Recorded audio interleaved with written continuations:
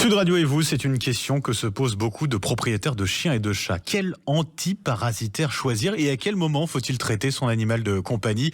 On va tout savoir grâce à notre experte Anne-Laure Bramy, vétérinaire à la clinique des Coquelicots de Saint-Germain-en-Laye. Bonjour Anne-Laure Bramy. Bonjour, vous allez bien? Ça va et vous? Bien, merci. En pleine forme. Bon, avant de nous aider à y voir un peu plus clair sur ces antiparasitaires, commençons par la base. Contre quels parasites ils luttent, ces traitements? Alors nous, en région parisienne, on a les parasites qui vont nous déranger, c'est les puces, parce qu'on en a beaucoup, surtout dans les maisons où il y a du bois. Dans les parquets, ça a tendance à s'installer. Après, on a les tiques. Là, il faut faire attention à tout ce qui est maladie de Lyme. Là, c'est problématique pour l'humain et la pyroplasmose pour l'animal qui peut être mortelle. Et plus dans le sud, il faut faire attention aux moustiques phlébotomes qui, eux, vont transmettre la leishmaniose. Et là, c'est une maladie qui est transmissible à l'homme également. Dans ces cas-là, il faut demander dans le sud l'antiparasitaire spécifique pour les moustiques. Donc ça c'est important. Est-ce que ça peut être mortel tout cela, ces parasites là pour nos animaux? Alors, la pyroplasmose avec les tiques, oui, c'est mortel. Ouais. Par contre, la problématique avec la maladie de Lyme et la leishmaniose, c'est que c'est transmissible à l'humain. Donc, c'est des zoonoses. Donc, il faut vraiment faire attention à ce facteur-là. Alors Bramy, comment on choisit alors l'antiparasitaire de son animal de compagnie? Quels sont les conseils que vous pouvez nous donner à ce moment-là pour nous aider? Alors déjà, moi, je dirais de demander au vétérinaire en fonction de la région, comme je vous indiquais. Ouais. Et nous, pour la région parisienne, puisque moi, je travaille en région parisienne, sur les chats, j'aime bien les Spoton, donc c'est les applications locales au niveau du cou, qui marchent bien, avec donc un effet insecticide. Et sur le chien, j'aime les comprimés parce que ça fonctionne très très bien. Et quand les enfants font des câlins à l'animal, ça diffuse moins également sur une application cutanée sur l'humain. Les gens à une époque avaient peur parce qu'il y a eu une information qui circulait que les comprimés peuvent tuer le chien. Moi, je me suis énormément renseignée en appelant le centre antipoison qui s'occupe du référencement de tous les effets secondaires sur les chiens.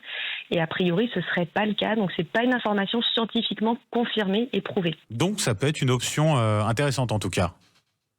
Oui, parce que les chiens aiment bien se baigner aussi. Quand ils vont se baigner, le comprimé continue d'agir alors que le Spoton, voilà. Donc, d'où l'intérêt je trouve que c'est plus efficace. Avec quelque chose d'important, c'est vraiment attention, il ne faut pas utiliser un traitement antiparasitaire pour chien sur son chat. Ça, faut faire très attention à cela. Faut bien faire attention, effectivement. Alors, c'est indiqué en tout petit sur la boîte, mais en fait, c'est la permétrine qui est toxique et qui tue les chats avec une action neurologique. Donc, surtout, n'utilisez pas de permétrine sur un chat. Est-ce qu'il existe des traitements antiparasitaires naturels? Ça existe, ça? Alors ça existe, moi je les connais pas tous, donc n'hésitez pas à demander. Il faut regarder si par contre ça tue l'insecte ou si ça le fait fuir. Si c'est un insectifuge, si on se retrouve avec des tiques à la maison, il faut quand même faire attention. Oui. Et puis moi j'ai entendu une cliente me parler d'une médaille qui s'appelle Click-Tic avec une action magnétique. C'est vrai que ça avait marché un certain temps, il faut pas hésiter à la changer régulièrement. Et là, pareil, demandez conseil aussi à votre vétérinaire pour voir si sur le temps ça agit bien et ça prévient les problèmes de peau. Sur le temps, justement, à quel moment faut-il, Anne-Laure Bramy, traiter son animal de compagnie? Est-ce qu'il vaut mieux traiter en préventif ou en curatif? Alors curatif, ça veut dire qu'il faut 3 mois pour que ça agisse ensuite complètement. Donc moi, j'aime pas utiliser les fumigènes parce qu'il y a une toxicité sur l'homme, sur l'animal. Donc je préfère utiliser le préventif. Nous, à Saint-Germain, on a beaucoup de forêts, donc moi je conseille à mes clients de faire mensuellement toute l'année.